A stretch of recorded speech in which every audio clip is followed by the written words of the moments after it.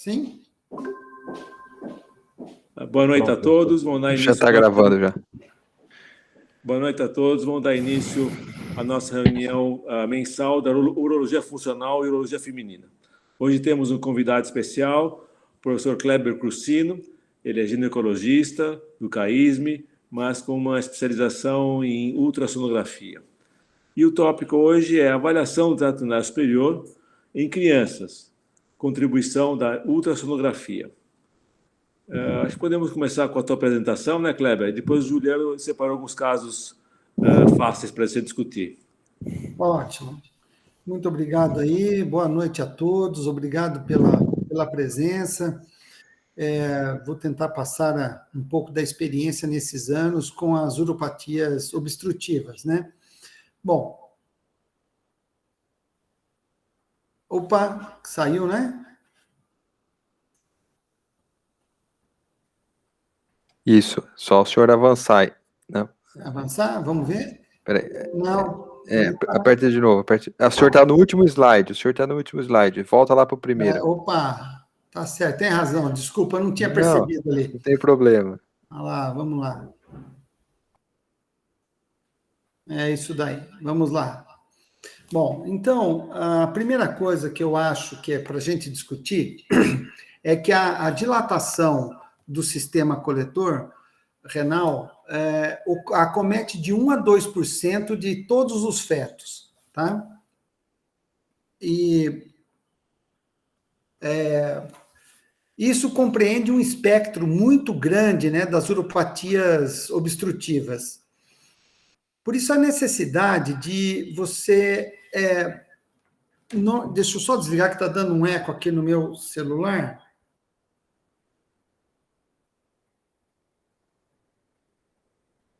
Desculpa, viu? Pronto. É preciso que tenha um espectro muito grande de patologias que envolvem essas uropatias. E é necessário se unificar a forma de se descrever essas dilatações, principalmente quanto ao léxicos. Porque um falava uronefrose, o outro falava ectasia, dilatação, e enfim, era muito difícil de você conseguir comparar os seus dados e comparar com dados de outros serviços e até mesmo se comunicar com os colegas, né? Esse trabalho é muito interessante, seria bom que as pessoas lessem esse trabalho, que foi uma reunião de consenso em 2014, que envolveram a Sociedade Americana de Radiologia, ultrassonografia e nefrologia pediátrica, e também as sociedades de urologia fetal, urologia pediátrica, a radiologia pediátrica e radiologistas ultrassonografia. Então, com isso, tentou-se categorizar, né, as patologias e os léxicos para que todo mundo falasse a mesma linguagem. Foram definidas 6 categorias para essas alterações, que foi o diâmetro da pelve, antero-posterior, a dilatação calicinal, se é presente ou não, intraútero é mais difícil para ver, mas as máquinas de hoje permitem essa avaliação, a espessura do parênquima, que pode ser visual, subjetiva ou mesmo objetiva. A aparência do parênquima renal, anomalias de bexigas e anomalias ureterais. A grande maioria são transitórias, são pequenas, consideradas fisiológicas, né? 50% a 70%, e isso se deve provavelmente ao índice de progesterona, que é alta, levando a um relaxamento. Agora, o restante pode ter uma obstrução ureteropélvica, refluxo, pode ter uma obstrução da juve lá embaixo, doenças renais displásicas, válvulas ureterais e outras condições, como ureterocele, ureter ectópico, duplicidade do sistema coletor, atresia uretral, prunibele e doenças renais, as policísticas, por exemplo. Bom, por que nós devemos nos preocupar com essas dilatações, né? Se vocês observarem que, né, de 1 a 2% é a segunda patologia mais comum das crianças, dos fetos, é a patologia renal, só perde para a cardíaca, que é um pouco maior. Logo em seguida é o rim, e quase encostando no rim, mais abaixo, são o sistema nervoso central. Se a gente imaginar que nos Estados Unidos você tem 1 milhão de partos anual, e que 1 a 2% tem dilatação, e se você não normatizar isso, esse custo pode chegar a 90 milhões de dólares por ano de gastos, seja com exames, uso de antibióticos e os exames pós-natal, etc. Né? Isso sem considerar a angústia que você leva para os pais, a falta ao trabalho, despesa com transportes, etc. Então, a normatização e você poder categorizar como uma patologia mais grave ou menos grave é fundamental. Eu gostaria de começar apresentando para vocês, então, um caso nosso recente, esse de uma criança que tinha uma dilatação importante de um rim e um rim multicístico do outro. E vejam que tem líquido amniótico aqui em volta. Essa relação, né, que eu gostaria de discutir, que a gente chama de índice renal, onde a gente pega a área renal total, eu tiro a área dilatada, o que me sobra é o parênquima. Então, isso seria o índice renal. Eu pego o total, menos esse, o que sobra eu divido pelo total. Então, nesse caso, você tinha o parênquima renal compreendendo 38% do total.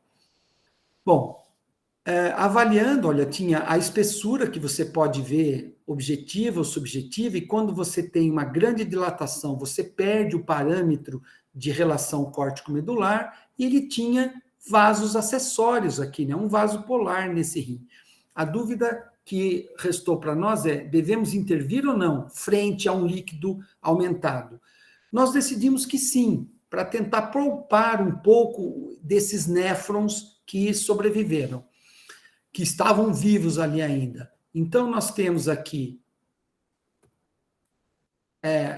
esse rim, nós levamos para fazer uma derivação, né? Esse rim estava policístico, esse outro rim estava bem aumentado, dirigindo por ultrassom, essa cânula aqui, eu estava olhando pelo ultrassom, mas essa câmera era pelo fetoscópio. Nós decidimos fazer uma intervenção combinada entre dirigido por ultrassom e uma fetoscopia. Esse é um catéter de Harrison, veja como ele tem os furinhos, né? Depois de colocado, vejam que ficou muito para dentro do bebê, né? Dentro da pelve daquele rim, tá?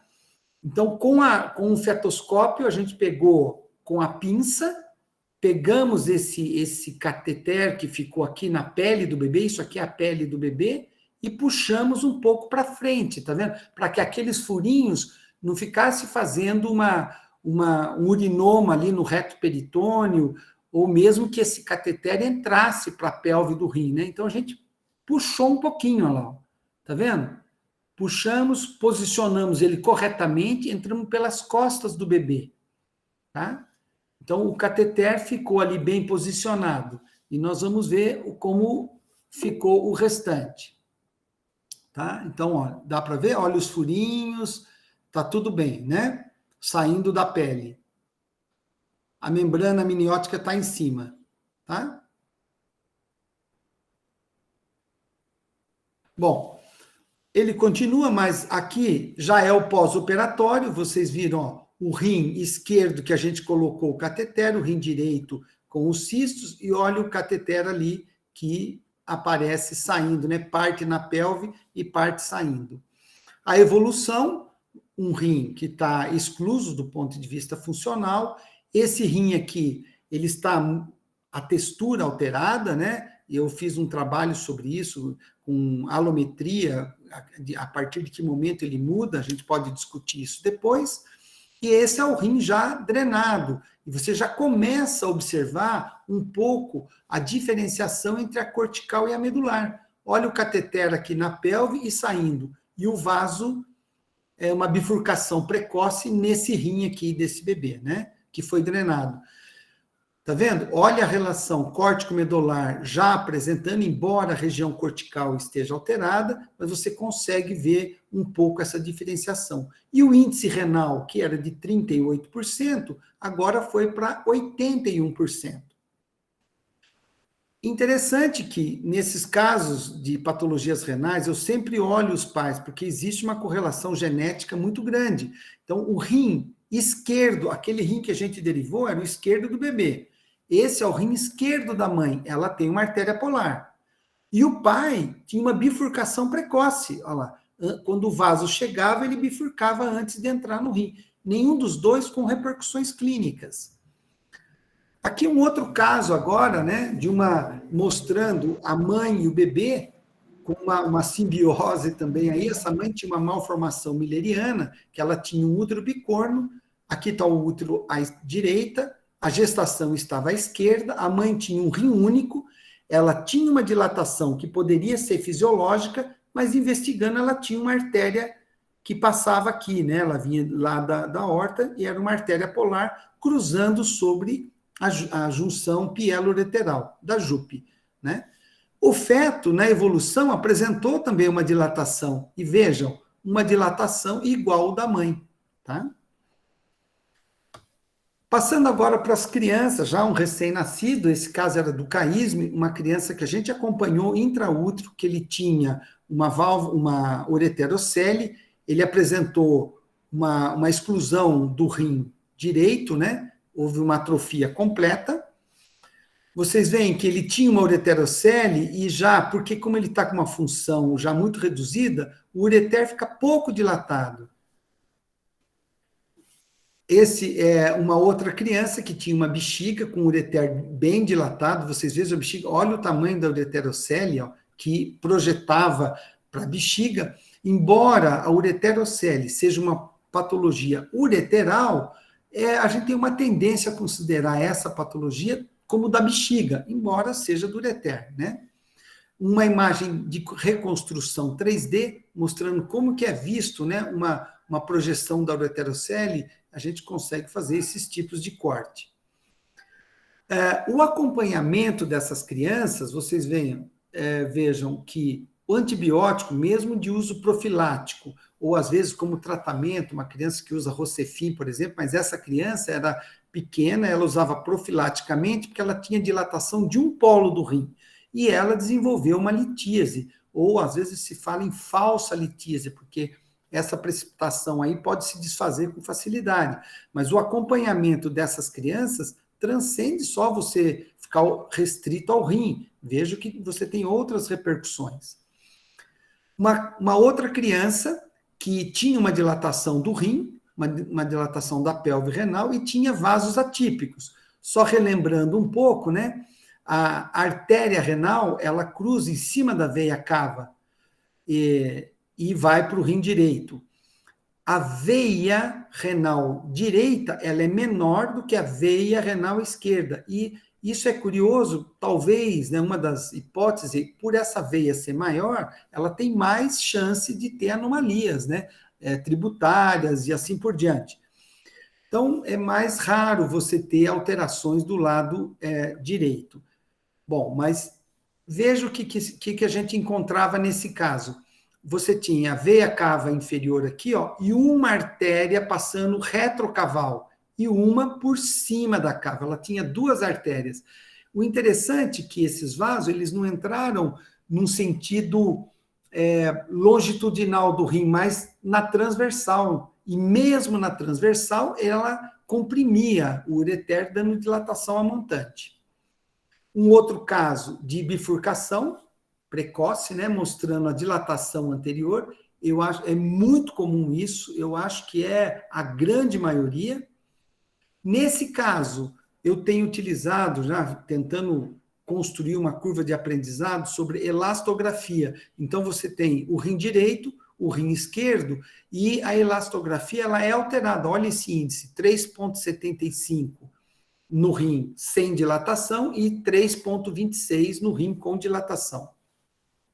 Aqui, uma outra causa de dilatação do rim, que é um vício de rotação, né? O rim está pélvico, ele roda, a própria rotação faz com que os vasos cruzem sobre a pelve e também um acotovelamento do ureter, né, levando à dilatação. Esse aqui é um caso de uma adolescente, de uma menina que, por incrível, tinha 13, 14 anos, ela tinha uma dilatação do rim, que ficava doendo, essa dilatação era intermitente, e fazendo o exame dela eu encontrei uma endometriose no seco, e essa endometriose comprimiu o ureter, dando dilatação a montante. Tá? Então, um outro caso também de uma pedra aqui, levando uma dilatação, então, às vezes, esses cálculos ficam muito tempo e a dilatação fica ali, fica como fisiológica, nós temos que procurar para baixo. Não? Aqui um caso também de ureterocele, né? Vocês veem que vai saindo, aqui ureterocele à direita, um jato urinário, aqui é de criança, ela não para direito, né? Então é difícil você conseguir, né? Mas olha o ureter aqui chegando, o jato ureteral, olha lá, entrou para a bexiga novamente, né? Um caso também aí agora, olha, de ectopia renal cruzada, os 2 rins no hipocôndrio direito, e esse rim, ele tem um vício de rotação. Então, veja como os vasos entram de uma maneira torta ali no rim, né? Não vou dizer anômala, mas comprime o ureter muitas vezes, e a próprio acotovelamento, né? O kinking do ureter, dando dilatação desse rim. Uma reconstrução 3D, só para facilitar um pouco, vocês vejam que aqui também a entrada desses vasos polares, ele é um Y pegando o diâmetro anteposterior, né? Não no longitudinal do rim. Vocês veem como que é essa construção dessa vascularização renal. Um outro rim, né? Mostrando como que forma um enovelado. Às vezes é difícil para a gente estudar ao vivo ali o que está acontecendo com esse rim, dada essa complexidade dos vasos da irrigação. Essa era uma criança que ela tinha um vaso, ela tinha uma dilatação que estava sendo acompanhada, ela já tinha uma litíase e ela desenvolveu um abscesso renal. Vejam que é só uma alteração de textura. E nós acompanhamos esse rim até a resolução. Era o polo superior, tinha um abscesso ali. Um outro rim, só para mostrar que não é só a artéria que comprime o ureter, né? Também veia, olha essa veia comprimindo, dando uma pequena dilatação. O índice renal dessa criança era de 73%, mas ele tinha uma pelve dilatada e o vaso polar era essa veia aí. Essa é uma criança que tem mielomeningocele, ela tinha refluxo, já tinha perdido um rim e foi feito um reimplante ureteral. Vocês vejam como que aqui, olha, dilata um pouco o ureter quando a urina está chegando na bexiga. Veja como vai dilatar aqui. Ó, saiu a urina lá e ele dilata. Essa criança mantinha uma dilatação um pouco constante desse rim. Bom, então só para a gente uniformizar e também terminar o que eu tinha para falar, se a gente tiver uma dilatação do rim pré-natal, né, entre 16 até 27 semanas, menor do que 7 milímetros, ou de 4 a 7 milímetros, é uma dilatação pequena. Normalmente, esse aqui é uma dilatação de baixo risco. Ou, acima de 28 semanas, nós consideramos fisiológico de 7 a 10 milímetros. Já, se nessa mesma idade gestacional você tiver uma pelve maior do que 7, e após 28 semanas maior que 10, ele já vai classificar um grau de risco maior. Pode ser um antinatal 2 ou 3. Pode ser só dilatação calicinal, ou também você pode ter oligoâmino de causa inexplicada, ou outras alterações. Tá? Apresentação pós-natal. Se você deve avaliar esses casos, de preferência com mais de 48 horas. E eu acho que até, às vezes, depois de algumas semanas, porque na primeira semana existe uma redistribuição de líquido que pode dar um falso diagnóstico de um bebê normal. Você deve reavaliar essa criança com uma semana depois. Se for uma dilatação pequena, sem mais nenhuma alteração, ele é classificado com uma dilatação do trato urinário de baixo risco. Tá? Se depois de 48 horas ou uma semana, essa dilatação for maior do que 15 milímetros, tiver a dilatação ou ureter dilatado, ele pode ser uma classificação intermediária. Se a dilatação for maior ou igual a 15, mas tiver várias alterações, como bexiga, ureter, parênquima, já é uma dilatação de alto risco e essa criança merece uma atenção redobrada.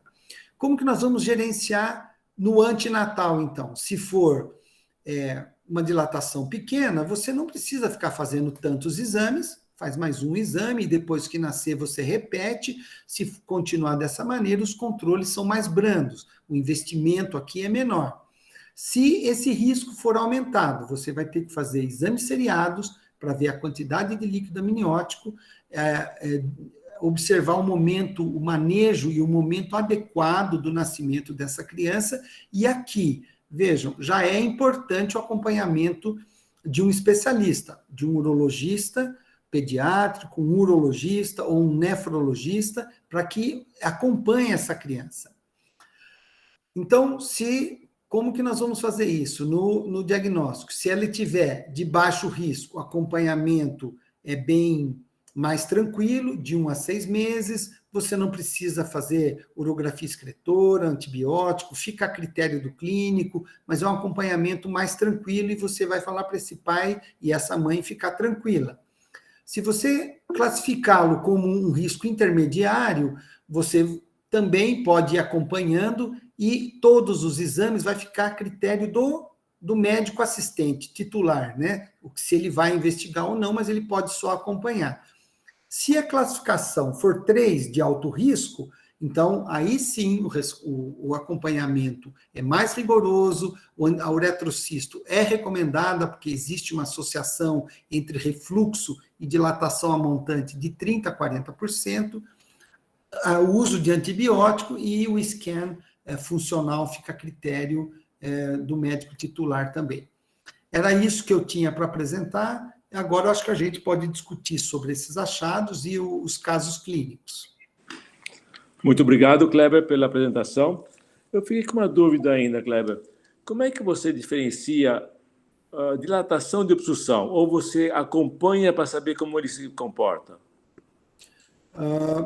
Deixa eu só ver o que...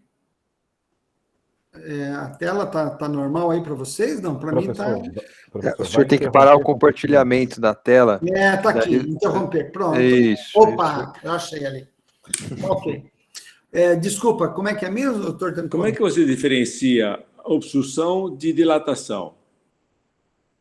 Não, mas então, o léxico disto ficou apenas como dilatação do trato urinário. Dilatação. A dilatação, não importa a causa aí. Você vai observar que a pelve do rim está dilatada. É isso? Tá, você não tem parâmetros que falam essa dilatação a partir de tal parâmetro, você pode sugerir uma obstrução. Se você tem uma pré-natal, né, como aquela tabela lá, se é menor do que 7 milímetros ou menor do que 10 milímetros no terceiro trimestre, sim, você pode considerar fisiológica. Tá? Fisiológica. No pós-natal, também tem aquela tabela mostrando se você vai considerar fisiológico ou não. Né? Então, as dilatações maiores do que 10 milímetros, a gente vai ter uma tendência a considerar não fisiológica. Perfeito. Tá? Ok, Juliano, você não quer coordenar agora os casos? Tem uma pergunta do João Ibrahim também. Desculpa, boa noite. Boa noite, doutor Kleber, tudo bem? Sou residente da URO. Professor, fiquei com algumas dúvidas aqui, coisa rápida. O risco que o senhor definiu naquela tabela sobre baixo risco, o risco intermediário e alto risco, o senhor usa principalmente o grau de hidronefrose para definir isso? O senhor usa o índice renal? Quantos % de índice renal o senhor classifica como alto, baixo ou risco intermediário? O índice renal ele é utilizado muito pela Sociedade Americana de Urologia Fetal, tá? Pediátrica. Mas o índice renal, quando você mede a pelve do rim do adulto, o rim, ou da criança, lá, o rim já está estabelecido. Então, se você medir uma pelve e ela mediu 15 milímetros, e essa adolescente ali chegou, a criança, e ele foi para 20 milímetros, você pode falar, aumentou essa pelve. Agora, da criança, do bebê, se você mediu 15 e depois foi para 20, será que aumentou mesmo? Porque o rim também cresceu. Então, a ideia de você usar um índice renal é para você anular esse efeito do crescimento. Então, às vezes, você pode ter, no início, uma pelve do rim lá que você mediu o diâmetro anteposterior X, 10. E o índice renal era de, sei lá, 70%. Aí essa criança volta, a pelve mediu 18 ou 20, só que o índice renal é 90. O que aconteceu? Esse rim ele cresceu, ficou grande, proporcionalmente a pelve é menor, embora em números absolutos ele seja maior. Deu para entender? Agora, deu para entender. Quando você fala de tamanho da pelve, aí sim, você vai julgar se ele é de alto risco ou não, se ele é maior do que 15 milímetros, se esse rim ele já apresenta cistos corticais, por exemplo, alteração de textura, você observa um vaso comprimindo ali o rim de uma forma maior, uma ureterocele, entende? Outras malformações. Então, começa a ficar mais complexa o manejo, né, dessa criança, entendeu? Então, para acompanhamento e classificação, não é o índice é acompanhamento, mas sim o diâmetro da pelve e a concomitância com outras alterações. Perfeito. Uma Muito obrigado, pergunta, professor. Kleber. O vaso anômalo, ele comprime o a biscretora dilata e apoia no vaso anômalo? O vaso anômalo apoia no ureter. Deixa eu fazer uma pergunta. E é uma... Desculpa, só complementando isso, às vezes eu discuto com os cirurgiões pediátricos, ou mesmo com os urologistas, que eu vejo o vaso, daí ele vai operar, ele fala o seguinte, eu fui lá, operei, mas a área de estenose, o vaso não apoiava sobre a estenose. Eu falo assim, não apoia agora, porque quando a gente estuda a síndrome de Cockett ou de Meitner, né, que é a compressão da artéria sobre o vaso, né, e você tem uma dilatação e pode dar... O Meitner é quando tem trombose da perna esquerda, né, porque é a compressão da artéria ilíaca direita sobre a veia ilíaca esquerda. Isso é o Meitner ou Cockett, que foi quem descreveu primeiro. Mas o interessante desse trabalho é que ele via uma estenose da veia, mesmo em fetos, em abortos. Ou seja, ao longo do tempo, isso vai levando uma fibrose.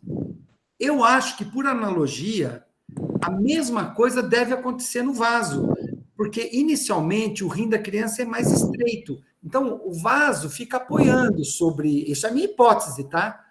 Sobre o ureter. Então, ele vai comprimindo. E pode causar uma fibrose. Quando o rim engorda, ele levanta a veia. Então, a veia pode até não estar mais sobre o ureter, mas a estenose ficou. Né? Essa é a minha hipótese para justificar o porquê que essas crianças têm isso aí. Eu observo essa veia a mais, né? Deixa eu só fazer uma pergunta, professor, antes de começar os casos. O senhor apresentou uma classificação nova aí para mim, né? Que é essa classificação de UTD. Qual que é a vantagem que o senhor acha que essa classificação tem em relação à da SFU?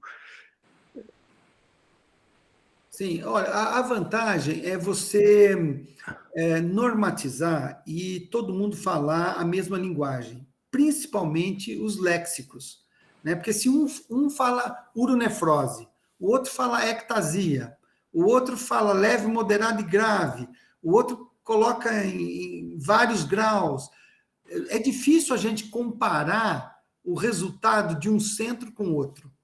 Como é que eu vou comparar, por exemplo, uma técnica cirúrgica que vocês vão utilizar para corrigir uma patologia, sendo que a correlação que vocês estão fazendo pode não ser o mesmo que outro serviço está fazendo fora do Brasil, né? Então, quando a gente utiliza a mesma linguagem, eu acho que fica mais fácil para você comparar os seus dados. Isso é a maior vantagem. E sem dizer que, por exemplo, uronefrose. Nefrose, para mim, é uma perda da função. E nem sempre você tem perda da função. E às vezes você acaba utilizando uma palavra tanto para perda funcional como para não perda funcional. Eu acho ruim. Então, a vantagem de você normatizar e classificar como dilatação do trato urinário, você exclui confusões de léxico, de semântica, né?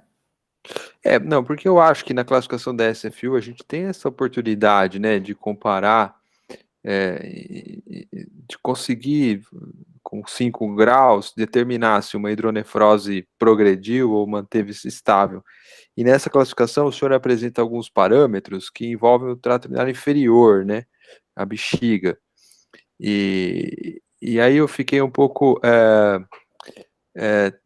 não gostei tanto, vamos dizer assim, porque me parece que valoriza-se muito a hidronefrose secundária, né?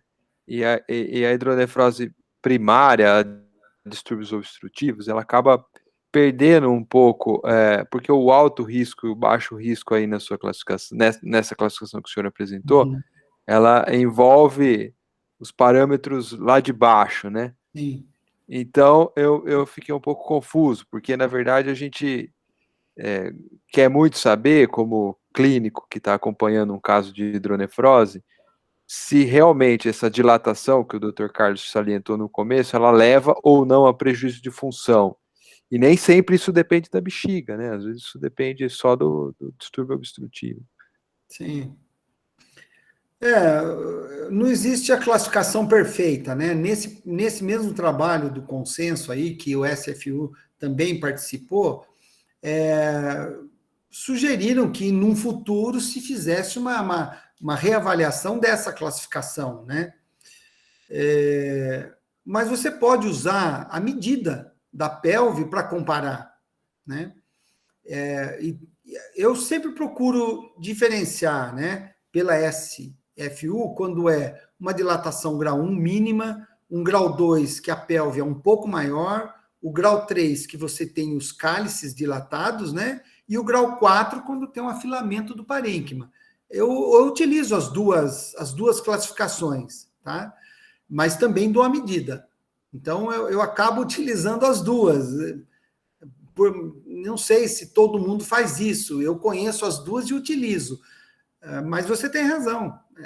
Eu acho que pode haver uma certa confusão aí de você não valorizar tanto a dilatação em detrimento de outras condições que não só uma obstrução alta, né? Concordo.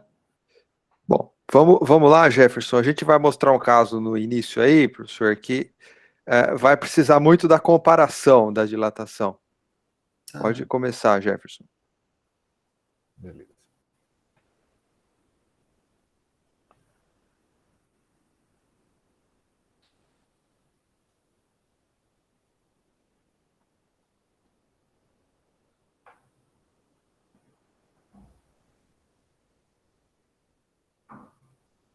Beleza? Estão vendo minha tela?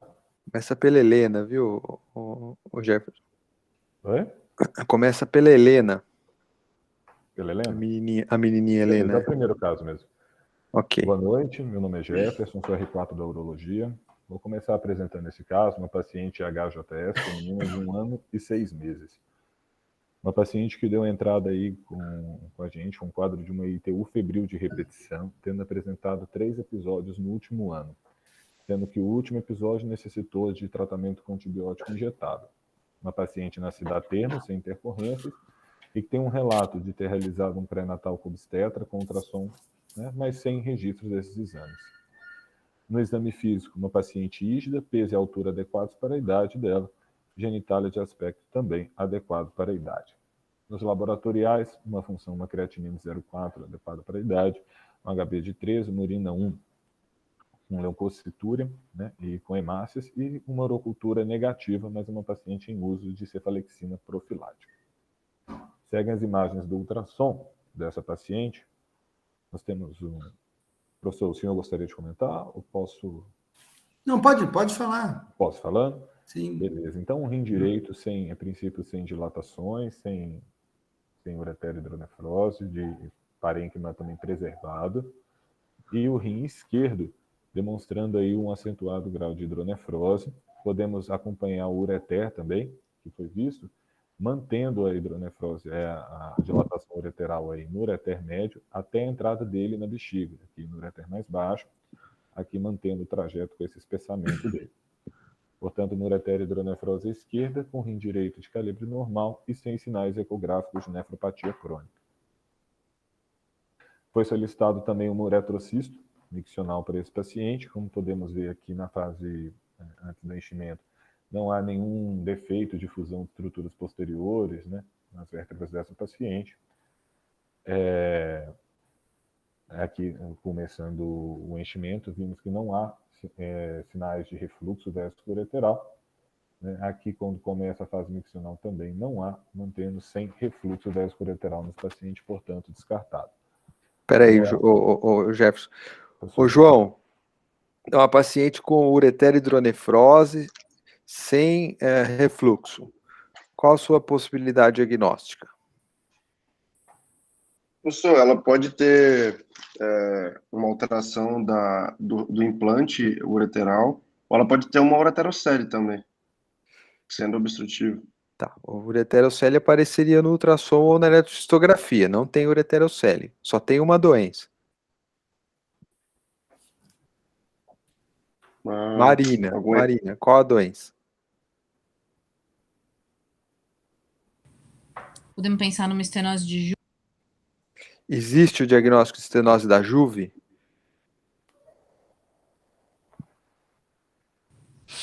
Da Juve, não. Então, como chama o diagnóstico? Seria um megaureter obstrutivo primário, professor? Muito bom, Natália. Então, estamos diante de um caso altamente suspeito de megaureter obstrutivo primário. Já que você falou, Natália, como você avaliaria a repercussão funcional dessa obstrução? Para avaliar a repercussão funcional, eu pediria um DMSA.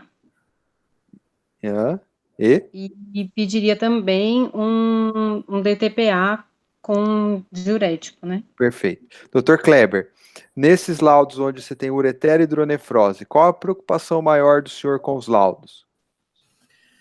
Bom, a primeira coisa aí, eu diria o seguinte, avaliar bem a bexiga, né? Procurar realmente se não tem uma ureterocele, um divertículo de Hutt, que pode ter, muitas vezes fica ali apertando, outras alterações que, às vezes, dificultam esse ureter, o esvaziamento dele, né? Como eu tenho um outro caso, um pouco mais baixo, mas era de uma mulher de 22 anos, que tinha um nódulo de endometriose na entrada da bexiga ali, tá? E um ureter bem dilatado. Então, as patologias secundárias, elas devem ser investigadas, né? Mas eu digo nesses casos de crianças, com megaureter obstrutivo primário, a preocupação do senhor em descrever o diâmetro do ureter, como é que o senhor procede? Sim, geralmente eu meço o diâmetro lá em cima, na JUP, junção pielo-ureteral, e meço ali embaixo também. E também, como que é o formato desse ureter, se ele é um megadólico ureter ou não, se ele é retilíneo, se tem alguma outra patologia nele, é mais raro, né? Duplicidade, às vezes pode ter também. E no parênquima renal, ali está bastante dilatado. É difícil você dizer se a relação córtico-medular está preservada ou não. Quando você passa do grau 2, você não consegue mais dizer a relação córtico-medular. É muito difícil. Você pode sugerir uma patologia se no parênquima renal você começar a observar, por exemplo, formação de cistos, né? Ou uma área de alteração textural muito grande, pode sugerir já um comprometimento da função renal. mas é difícil para a gente avaliar isso pelo ultrassom. Doutor Carlos, o senhor quer se manifestar? Pois é, eu tenho visto os casos de megaureter primário somente com uma dilatação, megaureter. Quando você tem o megadólico ureter, geralmente não é primário. Ou é um outro problema de refluxo, ou um problema que foi reimplantado, se o ureter ficou obstruído. É muito diferente, que o dólico megaureter, ele cresceu em diâmetro e em comprimento, por isso que ele é dólico. E no mega primário, geralmente, ele é só dilatado. Queria saber se confere com você, Kleber. Sim, confere. E, às vezes, eu ia falar uma coisa que, nesse caso, é unilateral, né?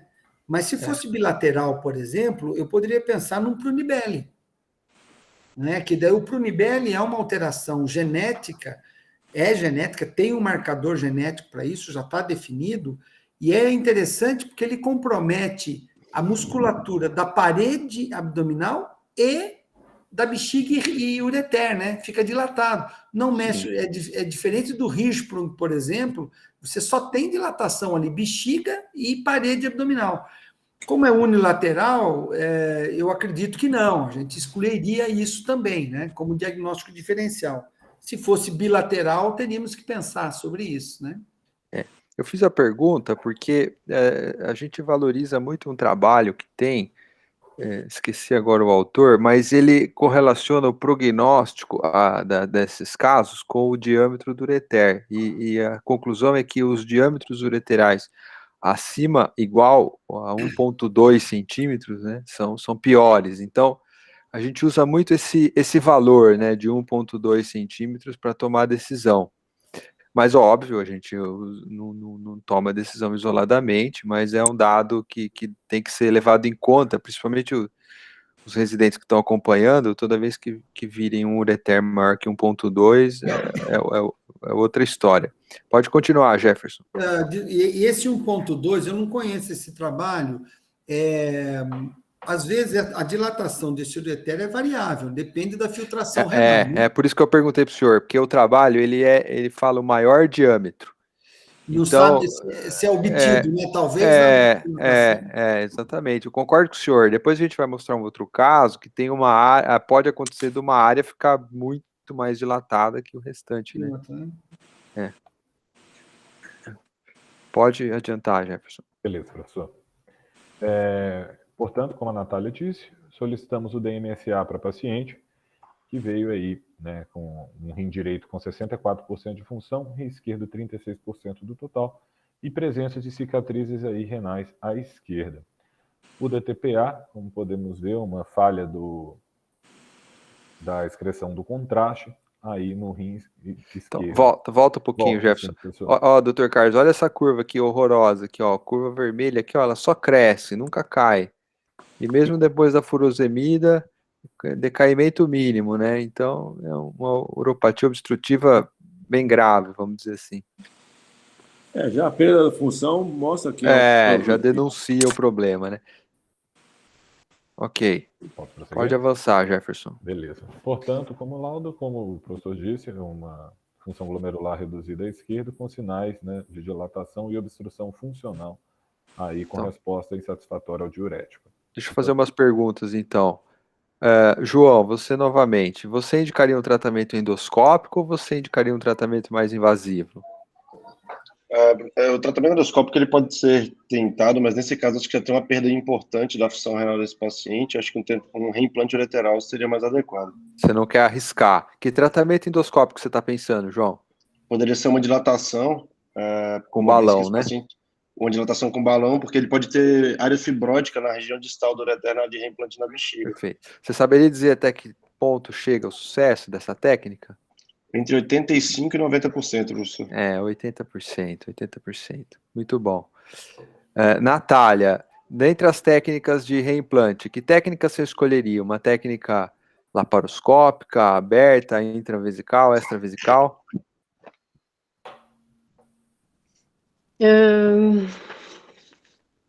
Não sei, professor, acho que eu tenderia a fazer... Acho que iria bem até uma técnica... Cortou seu... Técnica laparoscópica. Você acha, Lucas? Você concorda? Você que tem feito muita laparoscopia. Oi, Juliano. Eu normalmente sou bastante adepto à laparoscopia, concordo sempre em fazer, mas a criança tem 1 ano e meio aí, né? Eu diria que eu tenho experiência zero para esse tamanho. Me parece que é uma criança muito pequena para poder fazer laparoscopia. E se você precisasse fazer uma modelagem do ureter lá na ponta, você se sentiria confortável para fazer uma modelagem por laparoscopia? Se eu tivesse que fazer uma modelagem de uma criança grande ou de um adulto, eu faria. Chato. Mas então. ainda concordo que é difícil, trabalhoso e que seria um caso bem justificado para cirurgia robótica. Que daí com robótica você consegue fazer a modelagem mais tranquilo. Teve até um webinar recente aí da Quais as repercussões sobre isso. Quais as repercussões do Trendelenburg na criança, Lucas? Não sei te falar muito detalhe não, Juliana, não tem experiência com crianças, Tem uma preocupação muito grande da cirurgia robótica em crianças com o Trendelenburg. Essas cirurgias necessitam de Trendelenburg, né? E edema cerebral, essas coisas são preocupação que não é estudada em crianças. Né? Mas você vai ter uma cirurgia mais rápida no robô do que no vídeo, né? Sem dúvida nenhuma. Você vai ganhar o dobro de tempo aí. Tudo bem. E sobre a abordagem que você perguntou para a Natália, acho que esse caso aí precisaria ser uma técnica intravesical, né? Não dá para você fazer um lixo gregoire clássico porque você está pensando numa obstrução, né? Então você teria que tirar e reimplantar, né? Tá. Na verdade, isso você pode fazer pelas duas técnicas. Dr. Carlos, o senhor tem uma preferência por técnica? O senhor prefere abordar por fora, a incisão que o senhor prefere? Acho que intra e extravesical esse caso. Vai ter que desprezar um segmento do ureter. E provavelmente, não sei qual o diâmetro, pela imagem, se é grande diâmetro desse ureter. Mas, se possível, não diminuir o diâmetro, que aumenta muito a mobilidade. Okay. Eu acho que para uma criança pequena, existe problema no robô que os braços batem. Você não consegue uma boa posição no robô. Isso é uma limitação também na criança muito pequena. Pouquíssima experiência, né, com criancinha tão nova assim, um robô. Deixa eu só fazer uma colocação. Eu acho que o maior problema aqui é que se tivesse ureterocélio, a gente tinha que mexer por dentro da bexiga com certeza para remover. Mas como não tem, as técnicas extravesicais são válidas aqui, mas é a preferência do cirurgião. Pode continuar, Jefferson. Juliano, eu tenho uma dúvida. Pois não. Eu estou aqui pelo perfil da urologia. Eu não sabia que você estava. Desculpa. Não, em relação a essa técnica cirúrgica laparoscópica, igual o Dr. Carlos comentou, o ideal seria você preservar o ureter o máximo que você conseguir, né? Não, aqui a gente tem que fazer diferente de refluxo. Aqui a gente não pode fazer lixo gregoire, porque a gente tem uma anomalia lá no implante vesical. Então a gente faria uma ressecção, faria um lixo gregoire clássico, né? Um lixo gregoire modificado, desculpa. Corta o ureter ali e reimplanta ele na face anterior da bexiga lateral. Então, o problema ele é só no implante? A minha dúvida é essa, porque assim, se você pensa em ressecar uma parte do ureter, até que ponto você olha e fala, não, é aqui que eu tenho que ressecar, e você tem que estar munido de outra técnica, por exemplo, uma bexiga psoica ou alguma coisa além para fazer esse reimplante? Olha, o mega-ureter obstrutivo primário, ele realmente pode variar em relação à extensão. Esse número da extensão, ele não é calculado, né, nem no ultrassom e nenhum outro exame. Mas o ultrassom prévio da paciente sugeriu que o ureter era dilatado até muito próximo da bexiga. Então, você não vai perder um grande segmento ureteral. O comprimento do ureter aqui não vai ser um problema. Até mesmo pelo dólico que ela tem, né? Então, você dissecando o ureter, facilmente você vai conseguir comprimento. Eu acho que a grande dificuldade aqui é você fazer a modelagem ureteral, porque você tem um ureter no pré-op aqui que era de 1,6, então é um ureter muito grande. Você vai ter dificuldade de conseguir um túnel 5:1 com um diâmetro desse tamanho. Você provavelmente vai precisar modelar. E a modelagem por laparoscopia, não é que ela é impossível, claro que é possível, mas é uma coisa mais difícil. Todos aqui sabemos a dificuldade de mexer com os fios e com as coisas soltas lá dentro, né? Então, eu não encorajaria fazer uma técnica laparoscópica aqui. Professor, Pode. O politano, por ser uma técnica um pouco mais obstrutiva, poderia ser feito nesse caso também? Então, o politano foi feito nesse caso, mas você sabe que o João, o Pipsali, ele prefere não fazer politano nesses casos, ele faz sempre lixo gregoire. Isso uma pergunta muito apimentada, e vamos acompanhar a evolução do caso para você ver o que aconteceu. Obrigado, professor. Beleza. Então, foi optado por um reimplante ureteral politano com a modelagem do ureter, foi deixado com uma cistostomia e não foi deixado splint ureteral. A paciente evoluiu no pós-operatório, no 5º dia de pós-operatório, com choro e irritabilidade, sem presença de febre, o que foi interpretado aí como dor que a paciente pudesse estar sentindo. Foi optado por retirar a cistostomia, pensando aí como uma possível causa de dor, e uma reavaliação no dia seguinte. No entanto, a paciente não melhorou e foi optado por repetir a ultrassonografia dessa paciente. Podemos ver aqui, né, que em comparação, que houve uma manutenção aí dessa ureter hidronefrose e, na verdade, com uma certa piora. Aqui eu vou mostrar algumas imagens comparativas, mas desde a introdução do ureter na bexiga, nós temos aí essa hidronefrose sendo mantida, né, em todo o ureter, no meato, no ureter médio, tá bom? Meio próximo à pelve. E aqui a comparação, como a gente pode ver que no pós-operatório houve um aumento dessa hidronefrose. Aí, Dr. Kleber, olha que interessante, eu coloquei aqui uma foto do antes e depois para mostrar que está pior. Sim. Mas assim, eu não tinha essa informação, né, dita pelo ultrassonografista. E ele chamou a atenção, volta um slide, Jefferson, que ele falou que aqui nessa região, na imagem da esquerda superior, que tinha um espessamento da parede ureteral, que é exatamente onde eu fiz a modelagem.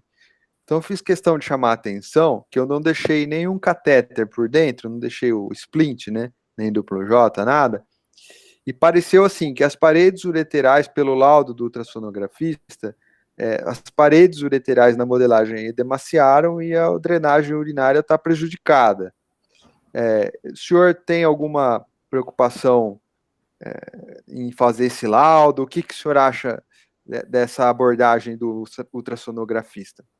Pois é, a maior dificuldade que nós temos, às vezes, é a falta de informação, né? Porque chega esses casos, foi um pós-operatório e tal, e que cirurgia foi feita? O que foi feito? E se a gente não tem informação, mexido ali, a gente não tem muito, a gente fica limitado à avaliação, né? Foi feita uma transposição, por exemplo, quer dizer, foi reimplantado em outro lugar, quer dizer, se a gente não tem essas informações pós-operatória, é muito difícil a gente contribuir com achados, né? Por isso a hipótese diagnóstica deve vir acompanhado do pedido de exame, né? Olha, o que você espera que eu procure? Muitas vezes vocês têm que ajudar a gente. Olha, eu acho, será que houve um ponto que está segurando ali? Houve um acotovelamento? Não. Formou um hematoma que está obstruindo? Um coágulo dentro do ureter que está obstruindo e dilatando para cima? Quer dizer, essas informações são muito importantes para a gente, né? Ok. Eu não fiz um pedido tão cuidadoso, mas eu coloquei que era um pós-operatório de politano. E com relação a esse meu comparativo aqui do pré e do pós, o senhor concorda que piorou? Sim, aí pode ser que seja somente talvez o zoom que foi dado, né, pode enganar a gente, né? O tração, isso pode enganar. Mas veja, aqui poderia ser dado, por exemplo, o diâmetro anteposterior, que essa é uma outra definição também importante, né? É usado o diâmetro anteposterior da pelve renal. Se você tem uma pelve extra-renal, ela não vai ser incluída no seu exame, tá? Então, tem que tomar cuidado com isso. O índice renal aqui poderia dar uma informação para a gente. Então, se a gente contornasse aqui, qual é o volume desse rim? Tanto. E quanto que era a pelve? X. O índice renal aqui de, sei lá, vamos dizer ali de 75%. E aqui você vai ter, talvez de 60%. E aqui você vai ter um índice renal de 45%. Você fala, peraí, tem muito mais urina lá do que parênquima. Então, nesse caso, você vê como que o índice renal pode compensar uma variação, né? Certo. Entendeu? Bom, doutor Carlos, o senhor participou comigo desse caso, então não vou fazer perguntas. Vou perguntar para o Lucas. Lucas, piorou a hidronefrose, estamos no PO7, e o que você faria agora? Você passa um duplo J, você aguarda, o que você faz? Eu pensaria em passar no duplo J, Juliano, tentar drenar aí essa via urinária. Eu passar duplo J, ou fazer uma nefrostomia e drenar essa via urinária para cicatrizar, resolver esse edema. Pensaria por esse caminho. E só aproveitar já a ocasião, eu queria perguntar para o Dr. Kleber, porque ele comentou ali a questão de pelve extra-renal, a pelve extra-renal não entra na conta, acho que, não sei se entra na conta do índice renal também, mas a dúvida é, se o paciente já tem um pouco de pelve extra-renal e ela obstrui agudamente agora, ou seja, tem uma piora, talvez essa pelve renal aumentasse, talvez esse rim nem tivesse tanta mudança. Existe uma forma de medir o tanto de pelve extra-renal, de dizer que essa pelve extra-renal aumentou? Sim, existe sim, viu, Lucas? Dá para ser medido e a grande dúvida que a gente tem, porque a pelve extra-renal, ela acaba sendo salvadora, né? Ela é um sparring para o rim, porque quando você tem uma dilatação apenas da pelve, a pelve é totalmente intrarrenal e dilata, às vezes pouca dilatação dela, ele vai ter uma pressão muito importante dentro do rim. E se tem uma pelve extra-renal, ela é mais frouxa, ela poupa o parênquima renal, tá? Mas você pode medir a pelve extra-renal, intra-renal, as medidas aí você pode fazer. E talvez já eu vou perguntar uma coisa, quem sabe alguém aí já viu alguma coisa? O que eu persigo muito é uma maneira, por isso que eu estou tentando fazer elastografia, tudo. Uma coisa importante é qual é a pressão que tem aqui, né? Porque se a pressão fosse baixa, será que eu precisaria intervir? Né? E se a pressão aqui, sei lá, nós estamos supondo que esse rim aqui está mais dilatado que esse, mas se a pressão aqui tivesse mais baixa até do que ali, você iria intervir mesmo assim? Né? Ou só observaria? Agora, não tem como a gente medir essa pressão de uma maneira não invasiva, né? De você chegar e ir lá, medir a pressão por superfície, ou mesmo colocar uma agulha lá dentro e medir a pressão. Mas daí já passou a ser invasivo, né? Não sei, eu persigo uma maneira da gente medir essa pressão intrarrenal para ver o quanto esse parênquima está sofrendo. Eu não sei, vocês têm uma ideia de como fazer isso? Tem o teste de Whittaker, que é antigo, né, e parou de ser usado, porque... E tem alguns estudos também é como se fosse uma urodinâmica da pelve, esqueci o nome agora, mas que tentam correlacionar isso com a perda de função. Até a última vez que eu estudei o assunto, a conclusão que eu cheguei é que o caminho está indo para o lado dos biomarcadores, marcadores urinários de apoptose, alguma coisa assim, que indiquem que está havendo perda de função. O dado da pressão parece que não ajuda muito. Juliano, deixa eu aproveitar um pouquinho mais o Kleber. A gente fala muito da medicina nuclear com teste de diurético. Por que não faz ultrassom com teste diurético? Isso não daria uma prova de esforço que possa dar uma outra observação da resposta? Sim, pode ser feito sim, professor. É que muitas vezes isso não é tão prático, né? A criança ela não para muito, etc. Mas tem uma professora lá de Belo Horizonte que ela estuda muito a contração da bexiga, né? Então ela deixa o máximo da bexiga, começa a ver a contração da bexiga, o quanto que essa bexiga tem contrações involuntárias, por exemplo. E a dilatação do rim também. Se você faz um diurético, você observa essa dilatação e a frequência com que tá chegando o jato urinário nos meatos ureterais. Né? Então, às vezes, você tem de um lado, é muito menos frequente o jato, você pode observar isso, né? E observar a dilatação também com o uso de diurético. Mas a gente não usa na prática isso aí, viu? Não, acaba não sendo muito prático, na verdade. Né? É muito demorado, né? Vamos lá, Jefferson, continue. Beleza, professor. Nós optamos por fazer conduta expectante. Vai lá, Jefferson. Isso, foi optado pela conduta expectante. Nessa conduta, a paciente apresentou melhora da dor após 3 dias e foi optado por repetir. Ela acabou tendo alta após a melhora da dor e foi optado por repetir o ultrassom em 2 meses. Pega as imagens que demonstram ainda a permanência, né, dessa dilatação. Mas olha, vocês reparem que Tá bem, aquela área da... Volta um pouquinho. Volto sim, professor. A área do tailoring lá que estava bem inchada, vocês viram que agora já começa a aparecer uma luz aqui, né? E o diâmetro do ureter medido tinha caído, acho que 5 milímetros, 6 milímetros, uma coisa assim. Então começou a melhorar depois de 2 meses. Isso, professor. Posso continuar? Pode. Evolução de 1 ano de Volta um pouquinho.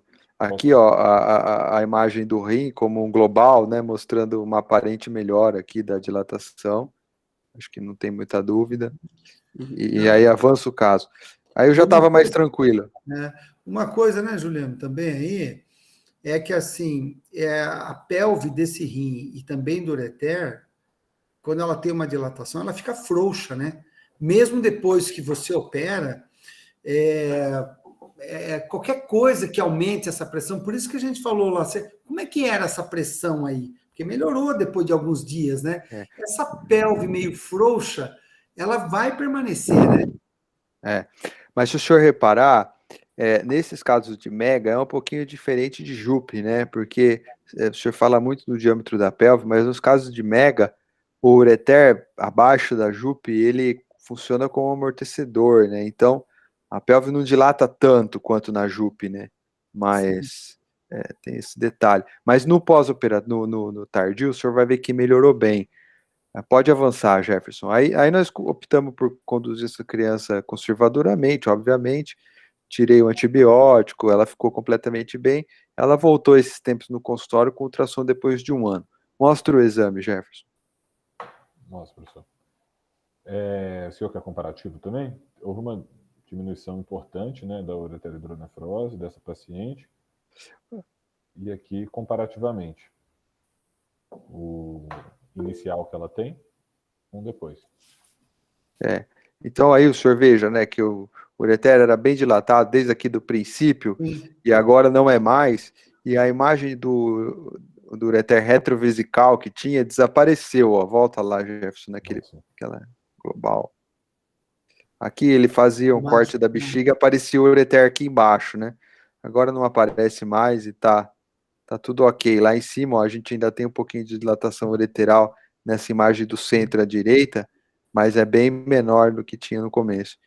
Então, eu trouxe esse caso para ilustrar esse momento de ansiedade no pós-operatório, que a criança teve dor, a dilatação piorou. O João questionou muito sabiamente, falou, essa técnica ela é mais obstrutiva, será que não é perigosa? Realmente tem problemas, mas aqui foi um caso com final feliz. Professor, posso tirar uma dúvida? Mas tem mais uma coisa, eu acho que aqui você aprendeu em deixar um catéter ureteral nesses casos, né? Sim, depois desse caso nunca mais deixei sem. Era a minha dúvida, se retrospectivamente agora o senhor vendo que passou por esse momento, o senhor já deixaria nos próximos com o catéter? Sim, acho que agora esse caso foi um aprendizado, né? Então eu não deixo mais sem. Vamos apresentar mais um caso rapidamente, Jefferson, rapidinho? Pode ser, professor. Então, LSC, um paciente masculino de 1 ano e 4 meses, que deu entrada com episódio febril diagnosticado aos 2 meses de vida, com resolução completa após o uso de cefalexina. Paciente também sem antecedente de segmento pré-natal, nascido a termo sem intercorrências e sem antecedentes mórbidos. Pode avançar. Peraí, pessoal, só porque eu fiz errado. Só um minutinho. Vou voltar aqui.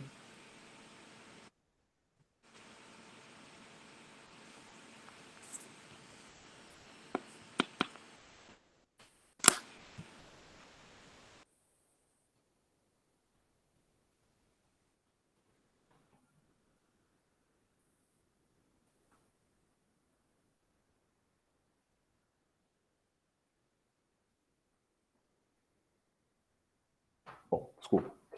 Ao exame físico, o paciente ígido, peso e altura também adequados para a idade e genitália de aspecto adequado. Foi solicitado ultrassom para essa paciente. Podemos ver aí uma... Posso continuar, professor? Ou o senhor... Pode continuar, que a gente já é meio adiantado. Vamos para os Beleza, pontos então. mais interessantes. Beleza. Portanto, uma pelve renal aí bastante dilatada à direita, uma hidronefrose acentuada, com redução do parênquima à direita, sem cálculos, o ureter não foi visualizado nesse paciente e o rim esquerdo normal. Foi optado por realizar um DMSA, desculpa pela qualidade da imagem, com o rim direito de 52%, rim esquerdo 48% e sem cicatrizes renais. Podemos ver aqui a curva pré-uso de látex também, tem uma falha de excreção aí no rim direito, que permaneceu aí após o uso do diurético. Portanto, uma função glomerular preservada com retenção à esquerda, com resposta ao diurético, e retenção completa à direita, mesmo após o estímulo do látex. Tá bom. Dr. Carlos, pergunta rápida. Função normal, prova obstrutiva. O senhor opera ou não opera? Eu opero, porque operar um rim detonado não tem sentido. Se você faz todos os exames, você tem que operar e preservar néfrons. Por isso que eu queria perguntar para o Kleber, será que pelo esse ultrassom, se você fizesse um laser, não era suficiente, sem precisar fazer mais um exame? Porque o paciente também fez o exame, ficou com um diurético, fez 3 exames, você não ia fazer um só e ter o resultado? Eu não sei, professor. Não tenho resposta, não. Eu acho que aqui a gente bebê com dilatação muito acentuada, é uma prova obstrutiva, a gente teve esse receio que o senhor está falando. Mas quando a criança é um pouco mais velha, né, a gente tende a não operar esses casos com prova obstrutiva e função normal. Mas aqui a gente chamou a atenção com o grau de hidronefrose e afilamento do parênquima e acabou tomando a decisão. Pode avançar. Entendeu, Né? Juliano? Porque tem um grupo de pediatras que só quer operar o paciente quando ele tem uma perda de função. Mas aí não tem graça, né? Aí então qualquer um faz. Você perdeu só 20%, mas aquele rim perdeu muito mais se você fizer o cálculo independente. O senhor sabe que tem um brasileiro no Canadá, ele chama Luiz Braga, ele está tentando emplacar um score, igual o diagnóstico de TEP, que você junta um monte de informação e dá um score. E é bem interessante o trabalho dele, está acumulando pacientes. Eu acho que a nossa tendência para tomar decisão vai ser essa, fazer um score e daí tomar a decisão. Talvez no futuro até entre algum marcador urinário. Pode avançar. Beleza. Foi optado, então, por fazer uma abordagem aberta, por lobotomia nesse paciente. Podemos ver a identificação da pelve renal, a identificação do ureter, aí o seu calibre normal, o ponto de estenose, foi feita a pieloplastia, portanto, e aqui a gente pode ver após a anastomose. Novamente, foi deixado esse paciente sem catéter ureteral. Deixa eu só fazer uma observação. Esse paciente não progrediu o catéter, professor, de forma nenhuma. A gente tentou passar um duplo J 4.7, a gente tentou passar uma sondinha número 4, e nada chegou lá na bexiga. Aí a gente deixou ele sem nada, como era no passado. E pode avançar. Esse paciente teve alta no PO1, retorna no 7º dia com uma proposta de segmento, retorna bem, sem nenhuma queixa, com uma proposta de segmento com DTPA em 3 meses. No entanto, a mãe e o paciente retornam após 1 mês, com uma criança com choro e irritação excessiva, sem febre. Foi assumida aí a possibilidade de dor novamente para esse paciente e solicitado um ultrassom de rins e vias. Como podemos ver, existe uma dilatação bastante importante do parênquima à esquerda, maior do que era previamente. Aí olha lá, Dr. Kleber, o rim virou uma bexiga. Negócio da pressão, se a gente pudesse medir a pressão, certamente estaria bombando. Isso 1 mês. Isso. E aí, João, o que você faria agora? DMSA 5%. Tira o rim, take it out. Ele foi... Provavelmente esse paciente está obstruído, né? Porque foi um pós-operatório na região... 5%... Tira o rim ou não tira o rim? Tira o rim ou enfia um cano? O que você faria? Eu faria uma derivação urinária, professor. Interessante. Eu tiraria o rim nesse momento. Interessante, porque todo mundo fala que DMSA não muda, né? Que não perde função, célula tubular perdida e célula tubular perdida. Olha o que aconteceu nesse caso. Foi optado por uma nefrostomia direita nesse paciente. Podemos ver as imagens tomográficas. Eu não lembro porquê, mas a gente precisou fazer uma toma para verificar a posição da nefrostomia. Acho que parou de drenar, estava drenando menos. Tá, e aí dá para ver a imagem da nefrostomia posicionada. DMSA pós-nefrostomia, 1 mês após, com a recuperação da função, com o rim direito com 22% agora. Aí o senhor viu, Dr. Kleber? Ó, é mais um ensinamento, né?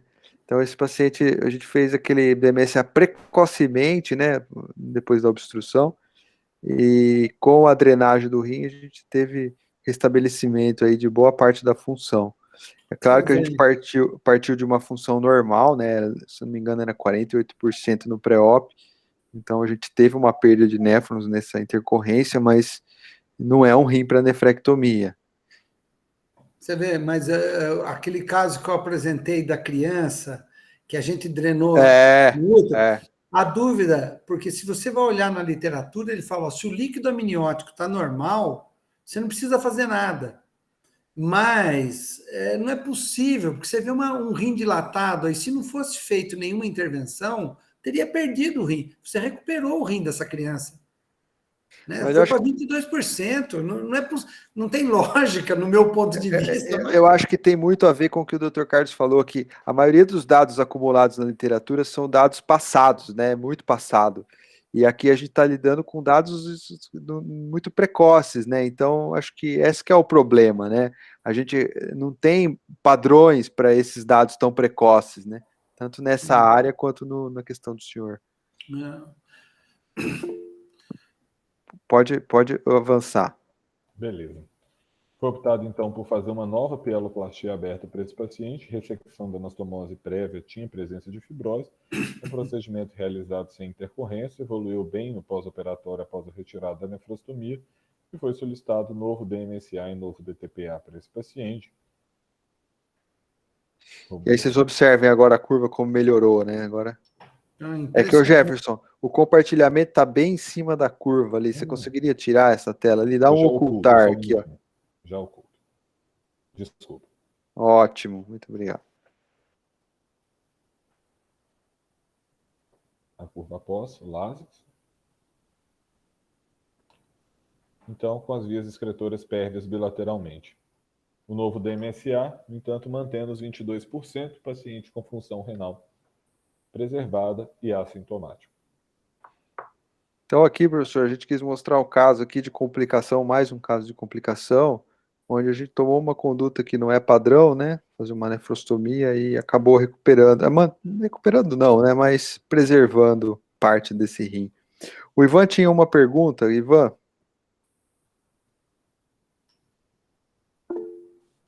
Não, professor, na verdade eu ia comentar que eu acho que é muito importante, igual o senhor falou, né? Acho que é temporal. Nós tivemos um caso, inclusive, em adulto, que foi muito semelhante, com uma evolução de um cálculo ureteral também na JUP, com 2 meses de evolução, chegou com um rim que era para fazer também a nefrectomia, optado por passar também o duplo J, na hora que foi ver, deu mais de 20% depois que fez isso. Mas acho que levar o fator temporal, acho que é muito importante, igual nesse caso, né? Acho que essa que é a mensagem, né? Quando a hidronefrose é muito aguda, acho que não dá para usar esse raciocínio de que perdeu mesmo. Outra pergunta, coisa de caso, porque estamos chegando já no área bem limite. Teve algum motivo específico para não fazer essa cirurgia por videolaparoscopia? Não. Teve. Tá. Bom, Dr. Carlos, o senhor quer fazer algum comentário? O comentário em 2 casos que você faltou o catéter, né? Pois é. É uma cirurgia com emoção. Esses casos foram colocados de propósito para deixar uma mensagem para os residentes que sempre deixam tubo. Sempre deixam tubo. Salvador. Exatamente.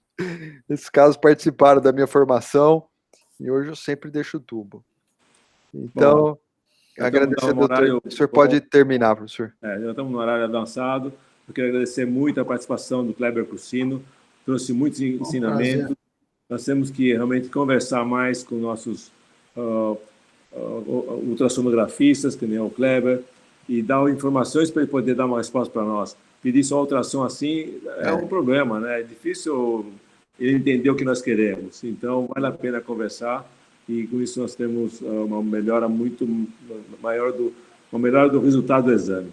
Eu acho que o ultrassom mudou completamente nos últimos anos, está trazendo informações importantes, não invasivas e rápidas. Então, mais uma vez, muito obrigado, Kleber. Obrigado a todos, Juliano. E queria encerrar a reunião e dar boa noite a todo mundo. Obrigado. Boa noite. Boa noite. Boa noite. Tchau. Parabéns, Jefferson, pela reunião. Valeu, professor. Obrigado.